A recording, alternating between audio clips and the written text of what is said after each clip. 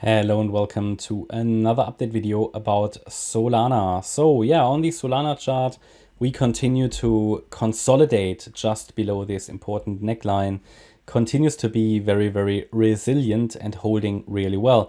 In this video, I want to talk about the micro support that we need to hold to really get a fifth wave there in the white count. Okay, so we want to talk about that. Still see this potential inverse head and shoulders on the chart. Left shoulder, head, right shoulder. Successful execution of the head and shoulders and breakout could take us to round about $32 to $32.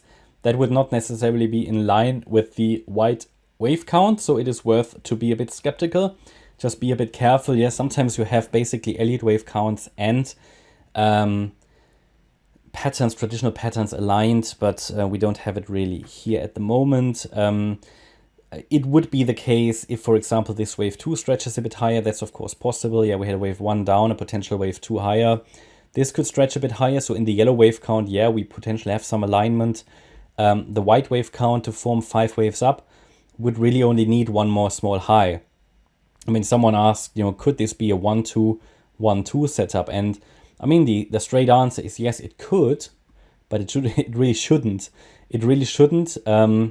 For the simple reason that the second wave 1 is far too long.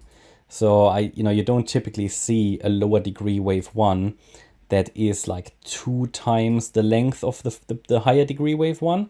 It's just not reliable. It's of course possible. It doesn't violate any rules, but obviously we use Fibonacci levels and also the so-called right look by using as many Elliott wave rules and guidelines. Well, you have to use the rules, but you want to find a count that adheres best to most Elliott wave guidelines as well.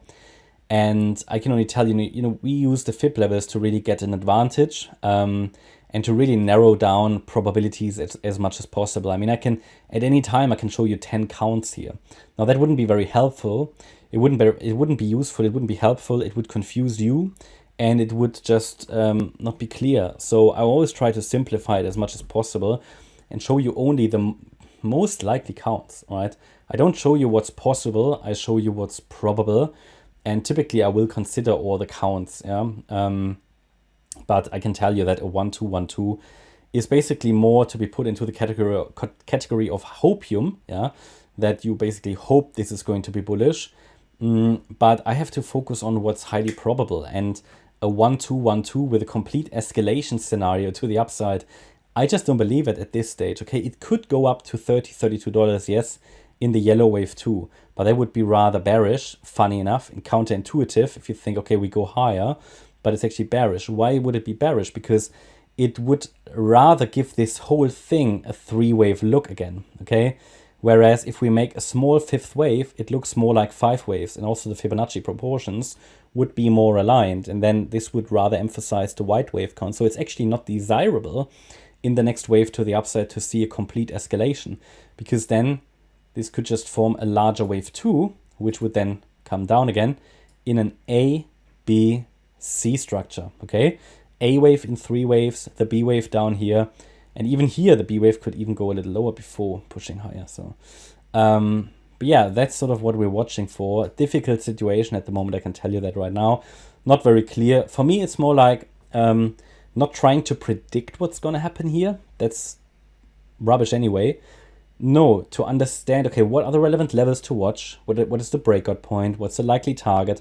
What would make the white wave count, which is bullish, which many people want to work out? I would like to see it, but I don't believe it until I see it, okay? What would be the targets that would make this white wave count more reliable? And a target would be certainly the area between $25.50 and $27. So we've got the last 2 swing highs here, plus, as I showed you yesterday, some Fibonacci extension levels are pointing to exactly these 2 targets, okay?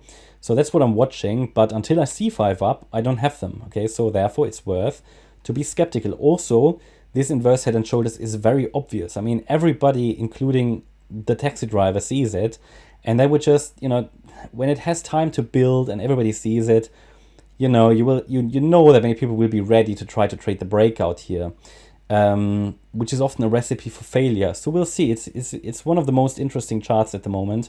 And the thing is, If it forms 5 waves, okay, then we can always add the support area for the wave 2 pullback. That's what we're watching for, okay? Because that will be the next entry point after we had one down here as a reliable, more or less reliable, well, not reliable, but it's not a reliable setup anyway, because this is a 3-wave move up here into the July highs, but a high reward, low risk entry point, I should say. Okay, and the next one would be down here then, if we form 5 waves only, yeah, and then we can work with that to determine support for the wave 2 pullback until we see 5 waves up, or if I see an escalation higher, which might rather fit the yellow wave 2, I'm going to be focused here on the yellow wave count. So yeah, interesting. I mean, shows some short-term strength, but let's take a look at the shorter time frame as well to establish what is the level it really needs to hold for us, okay? What is the level to give us the 5th wave? So it's typically the 50% retracement level of the last rally.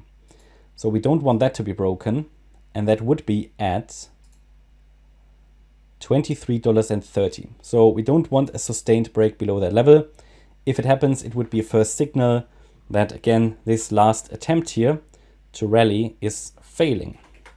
Yeah, not much more to add, I think. I mean, a little bit of weakness today, but overall just consolidation. I hope you liked the update. If you did, please hit the like button, leave a comment and subscribe. And if you really like the content, then please check out the channel membership. Thanks a lot for watching. Bye-bye.